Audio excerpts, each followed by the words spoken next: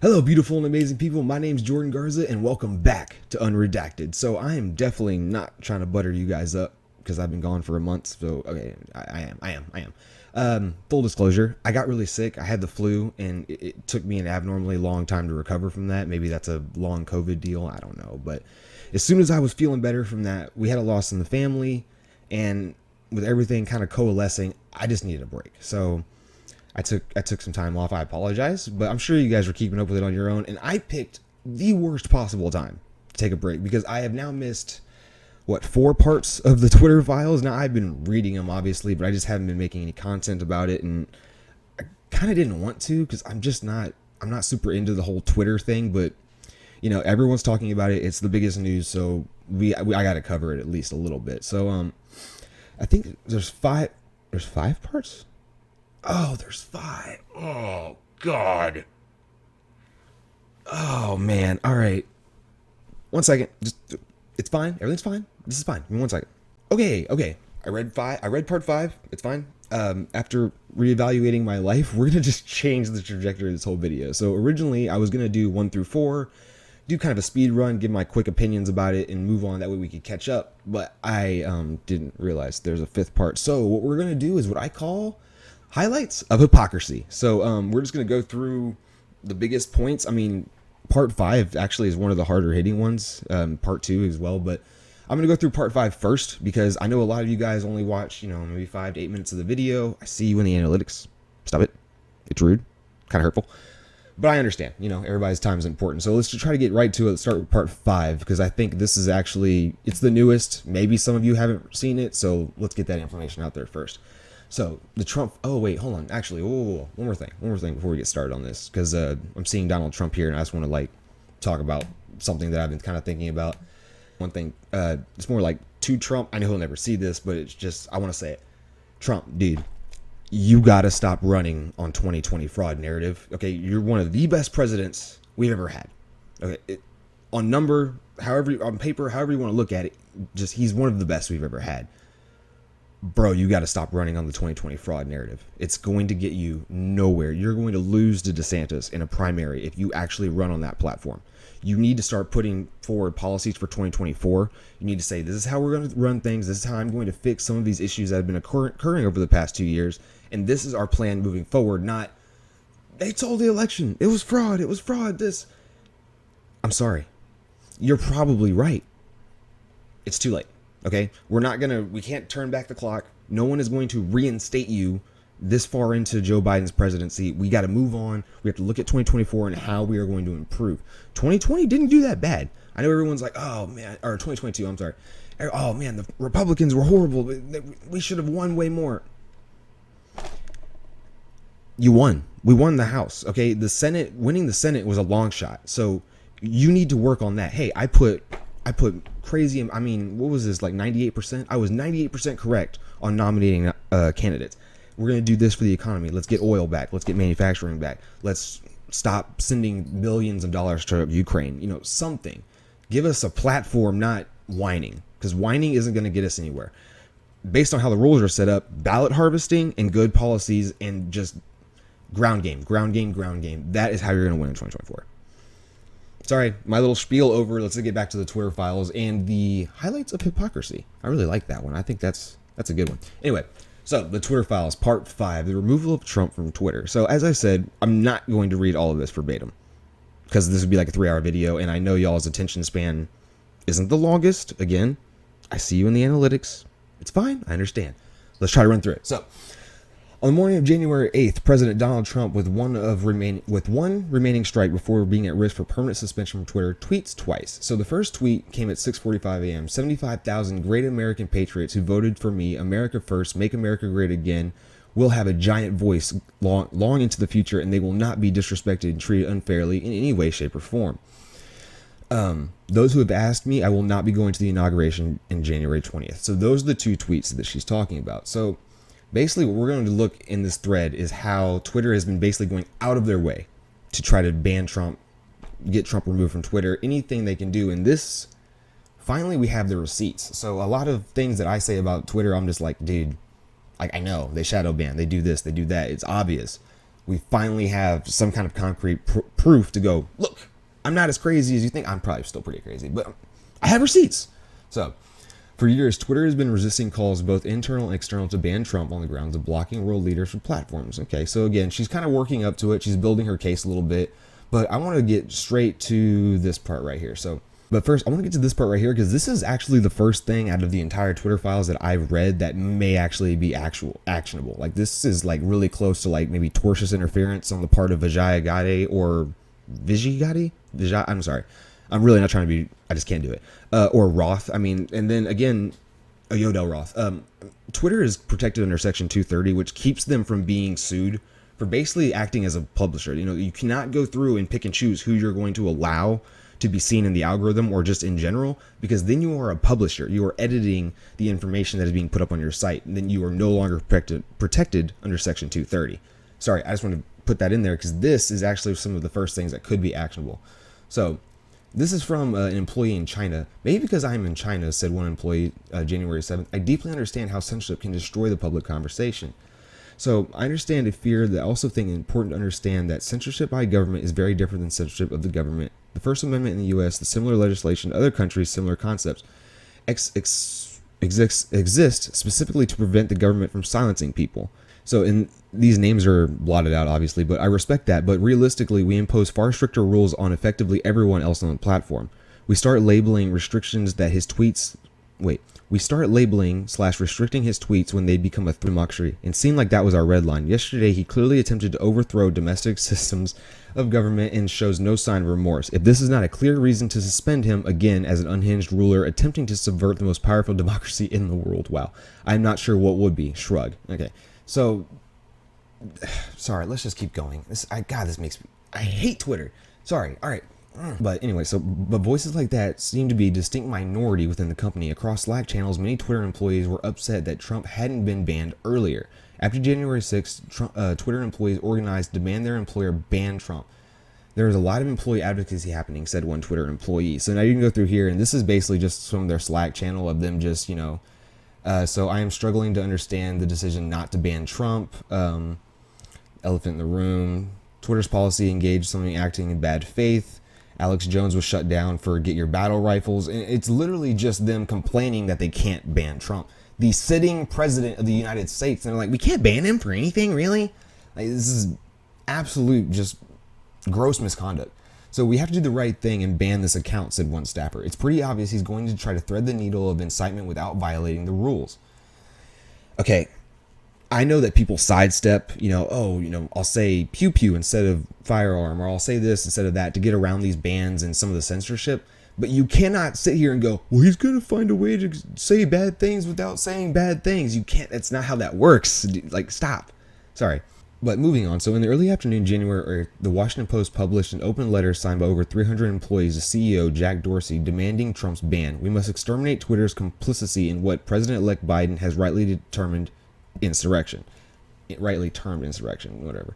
But the Twitter staff assigned to evaluate tweets most quickly concluded that Trump had not violated Twitter's policy. I think we had a hard time saying this is incitement, wrote one staffer. So even the internal staff messages is saying, dude, this isn't violation. Like, how are we going to do this? So another staffer agreed, don't see an incitement angle here. I see blank has pinged us about the incitement on the Donald J. Trump tweet.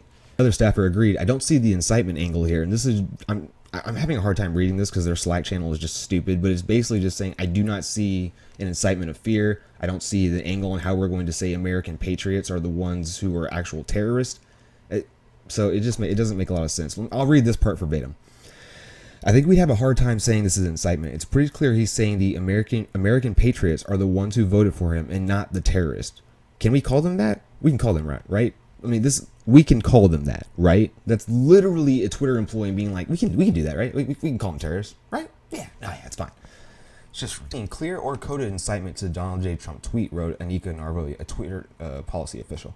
I responded to the election channel saying that our team has assessed and found no violations for the Donald J. Trump tweet. So, and this is the actual, I hate reading it, so I'm reading the tops, but that's basically what the Slack message is saying.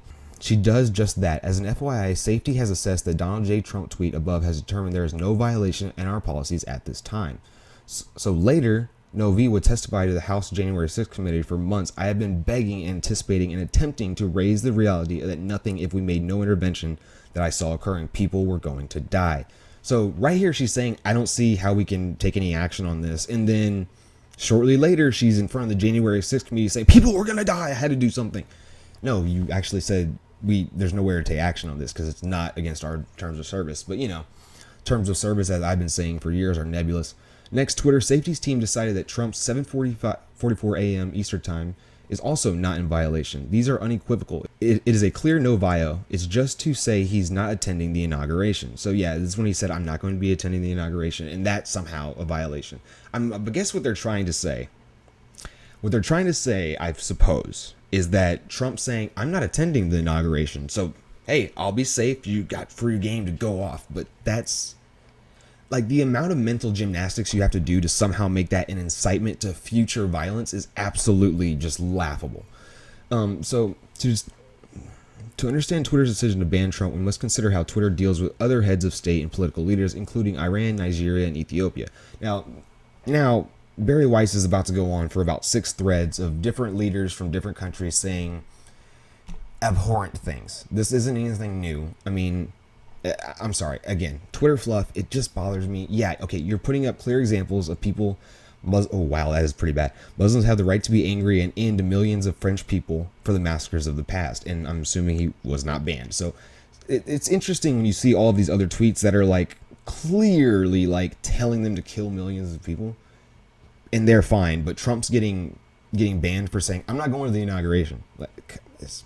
Anyway, so less than 90 minutes after Twitter employees had determined that Trump's tweets were not in violation of Twitter policy, Vijaya Gadde, Twitter head of legal policy and trust, asked whether it could in fact be coded incitement to future violence. Let's break that down. So you want to give him a strike for coded, first off, not actually the word, so you're already beating terms of service. Coded incitement, which is kind of a matter of opinion, whether you're saying you're inciting someone to do something or you're motivating them to do this. It's kind of a matter of opinion.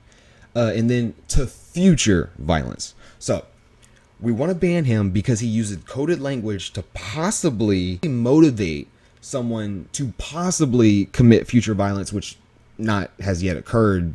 So how are you saying he... Twitter gives me a headache, guys. All right, let's keep going. So, a few minutes later, Twitter employee on the scale of enforcement team suggested that Trump's tweet may have violated Twitter's glorification of violence policy if you interpret the phrase American patriots to refer to the rioters. There were not 75,000? What was the tweet at the beginning? 75,000? 75 million? Because that's the original tweet they're talking about. Yeah, there are not 75 million terrorists in America. Like, that's insane. You're literally saying that half the country... Well, not right. So 150. Okay, yeah, pretty much. You're saying like a quarter of the country are terrorists. Are you outside of your mind? Like this is like unbelievable mental gymnastics. Where are we at? About 26. So, yeah, right here. And then again, you can read the Slack chats, but it's just I don't know who taught these people to type. So members of the team came to view him as the leader of a terrorist group responsible for violence and deaths comparable to the Christchurch shooter or the bad guy from WW2 on the basis that the totality of his tweets, he should be deplatformed. Again, same thing. Multiple tweets, Twitter employees. Oh, multiple tweets. That's funny. Multiple tweets, Twitter employees have quoted the banality of evil, suggesting that people implementing our policies are like Nazis following orders, says UL Roth to a colleague. Again, the whole Nazi comparison is just really, really tired. Is that the end? Is that the end of that? Okay, I guess that's the end of that. So, yeah, I mean, a lot of this is, is it election interference? I'm not a lawyer. I'm not sure. But to me, it seems like this has got to be some form of interference. Like, you can't just be making these blanket decisions with pretty much no reason. Like, even your internal employees are saying, we have no basis for this. Like, this doesn't make sense. Just, it's blatant disregard for their own rules. And then you got the astute Gallup. Disgrace to journalism, Miss Weiss, full stop. Oh, great. Okay. Yeah, really thoughtful clap back there. Speaking of thoughtful clap back, I just want to say, did anyone else notice this happening? This like PR for the richest man on the planet. Everybody was ragging on Elon Musk the day after the first drop of the Twitter files. Everyone was like, Oh, I don't want to do PR for the richest man on the planet, but he keeps doing awesome stuff. PR for the richest man on the planet this week. PR for the richest man on the planet, Sarah Reese Jones. He does PR for the rich. I mean, it's just literally like the hive mind of the left. The hive mind of the left came together to collectively over what was going on. It's just ridiculous. Anyway, I want to show you. This video is already running long, so I'm going to show you a clip from, I believe this is from the January 6th committee, or at least a committee in front of Congress, and then we're going to move on to part 2. I was going to get into part 1 and, you know, the very beginning. I really think everyone's pretty caught up on a lot of this. I mean, you know, there's still the removal of Donald Trump, and there's some interesting pieces in here, but I want to show you this first. Social media is being rigged to censor conservatives. Is that true of Twitter? No. I don't know what Twitter is up to. It sure looks like to me that they're censoring people, and they ought to stop it. Are you censoring people? No. Twitter shadow banning prominent Republicans. Bad. Is that true? No. It's bad. So these were statements made by Kevin McCarthy, the House Majority Leader, on Twitter, Devin Nunes on Fox News, and President Trump on Twitter. And I want to place those statements into the record, Mr. Chairman. Without objection. I think it's important for people to understand, you know, the premise of this whole hearing, and the reason that Twitter somehow, with all the other social media platforms out there, got the singular honor to sit in front of this committee, is because there's some implication that your site is trying to censor conservative voices on your platform. Now, when you tried to explain the shadow banning, as I understand it, you had a system where if people who were following people had some behaviors, that was the trigger that caused you to do the shadow banning. So you were really like an equal opportunity shadow banner, right? You didn't just shadow ban 4 conservative Republicans. You shadow banned 600,000 people across your entire platform across the globe who had people following them that had certain behaviors that caused you to downgrade them coming up. Is that correct? Correct. So this was never targeted at conservative Republicans. This was targeted to a group of 600,000 people because of the people who followed them. And then you determined that wasn't fair, and you corrected that practice. Correct. Is that correct? Correct. So just for the record, since you've been singled out as a social media platform before this committee, Twitter undertook no behavior to selectively censor conservative Republicans or conservative voices on your platform. Is that correct? Correct. Good. So let the record reflect that, because that's the whole reason, supposedly, we're here. Okay, those are extremely definitive statements that he just made in front of Congress. So, I mean, isn't that illegal? I think that's illegal. Whatever. Those are extremely definitive statements. We do not shadow ban. We do not do this. We do not block conservative voices. And now we have 4 or 5 separate files now saying, oh, you most certainly did, and it was most certainly was not fair. I mean, that's from the very first one. Let me find that really quick before we move over here. Hold on. Let me see it. Concept, slowly over time. Yeah, here it is. Both parties had accused of taking these tools. For instance, in 2020, requests for both Trump White House and the Biden campaign were received with honor and honored. However, the system wasn't balanced. It was based on contacts, because Twitter was overwhelmingly staffed people of one political orientation, and there were more channels, more ways to complain open to the left, well, Democrats, than the right. So right there, they're saying equal opportunity shadow ban. No. You were banning way more right-leaning conservative than you were left. And you look down here at, like, I mean, this is kind of stupid, but contributions by party, I mean, it's all Democrat. It's 99.73% Democrats when you look at the contributions from Twitter based on party. So don't give me that you're equal opportunity. Anyway, I know this video is running long. We might cut some things out here and there. I apologize, but it's just so much. I'm trying to play catch up. I probably should have done 2 parts. I apologize.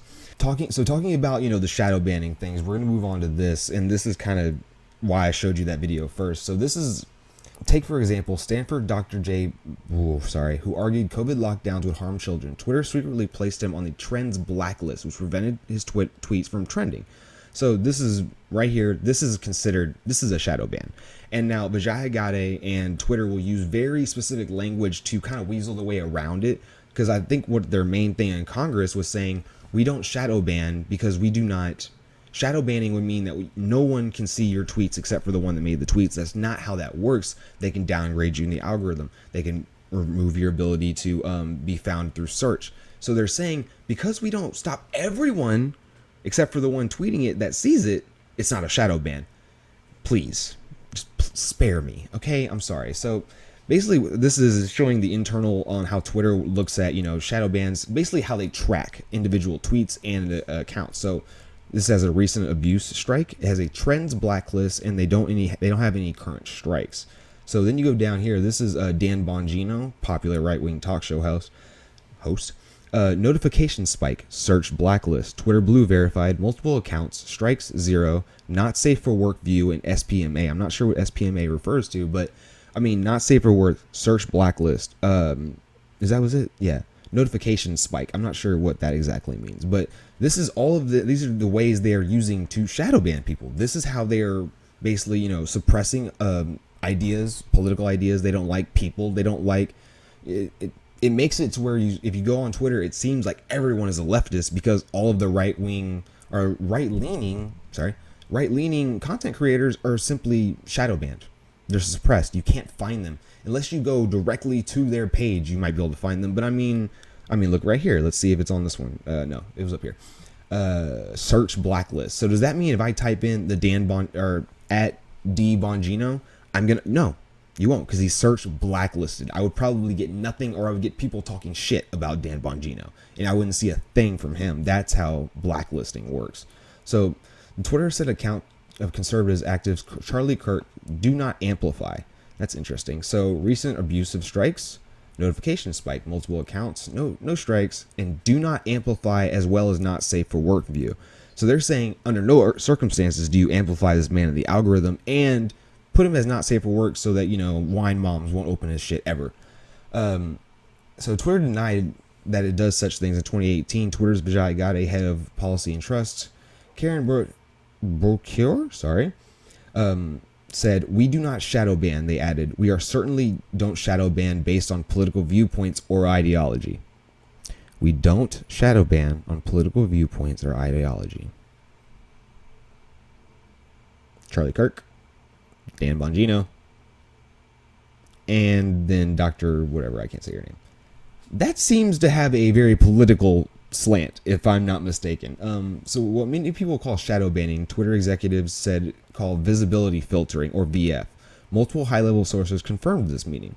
Think about visibility filtering as being a part of a way to suppress what people see on different levels. It's a very powerful tool, one senior Twitter told you. So I understand this. I believe y'all understand this. It isn't like big brain stuff, okay? It's really just, it's linguistic gymnastics in order to make them seem like they're not shadow banning, even though they are.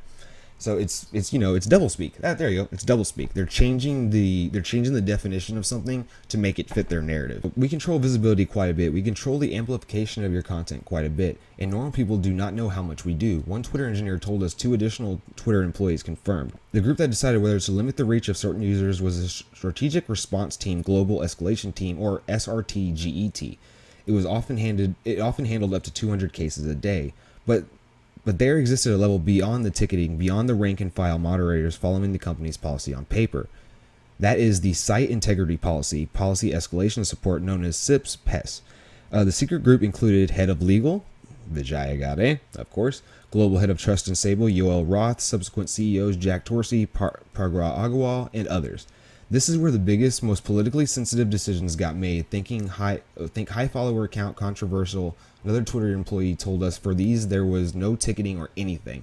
So what they're saying is there was no ticket. There was no official communication saying we're going to ban this person, we're going to do this person. They were literally physically doing it themselves, or they might have had one engineer that was actually doing all of the actual work. But now we get on to what really kicked all of this off. What kicked off the Twitter purchase. What kicked off pretty much the entire Elon Musk fiasco. Libs of TikTok got banned. So on an account that was Trends Blacklist and designated as do not take action on users without consulting with SIPS-PES. So they say do not take action without consulting the top. So what happened here? Got notification spike, Trends Blacklist, recent abuse strike, Twitter Blue verified, multiple accounts, 2 strikes, high profile, not safe for work, and 2 other filters that were being placed on Libs of TikTok. that she had been suspended for violating Twitter's policy for hateful conduct. Intermittent SIP's past memo on October 2020 and her seventh suspension, the committee acknowledged that libs of TikTok had not directly engaged in any behavior violating the hateful conduct policy. The committee justified her suspension internally by claiming her posts encouraged online harassment of hospitals and medical providers by insinuating that gender-affirming healthcare is equivalent to child abuse or grooming. I don't disagree. Compare this to... I don't disagree that she's right, not that it's harmful. Compared to this, what happened with Liz with TikTok herself was doxxed on November 2021, November 21st, 2022. A photo of her home and her address was posted, a tweet that garnered more than 10,000 likes. Roth requested more research on supporting expanding non-removal policy innovations like disabling engagement and de-amplification visibility filters. So again, they're just... Is there more ways we can suppress people? How can I suppress you more? So... I think that's pretty much the end of it. You know, we get into a little more, and I didn't go through it all. I'm sorry. This video is ran very long. Yeah, it's ran a little too long. You know, I'm pretty sure everyone has read part 1. You know, we go through, it's basically just talking about the Hunter Biden laptop story being suppressed, Twitter admitting that they suppressed this story. They were locking out political pundits and reporters from their accounts just for mentioning it. I believe the New York Post received some kind of flack over just bringing the story up right here. So it's just more and more receipts that Twitter is evil. Oh, I'm sorry. Twitter is not playing by the own rules that they themselves have created. They're going around the rules. They're making up reasons to ban people. They're making up reasons to push their own agenda. And I'm not really surprised. I'm not really impressed. I'm impressed that Elon had the balls to put this out and say, hey, look, here's the receipts. You guys are right. These guys are playing dirty pool. I'm just, you know, this video probably wasn't extremely entertaining. I'm sorry that my first video back isn't the best, but I'm just not invested. I'm not invested in Twitter. I just don't, you know, I understand that there's a big part of the political conversation that goes on there, or just the general conversation, you know, movies, and there are some good things about Twitter, but I've never been a big fan. Maybe I'm in the wrong age group. You know, I'm a little too young to actually, or a little too young to really care. But, you know, we'll see what happens. You know, now I'm somewhat caught up. Not really. Again, I'm sorry. Just, you know, sick, loss. I needed the break. And I don't think I would have done very good on Twitter Files coverage, quite frankly. It's not something I'm super enthusiastic about. So it makes it hard for me to get into my rhythm and keep going and, you know, give you better opinions rather than just reading off 90,000 threads. I mean, bro, just release an article. God. Sorry. I'm done. I'm not going to complain anymore. We're going to try to get back into the swing of things, regular videos, maybe even trying to increase the amount of videos we put out, but no promises yet.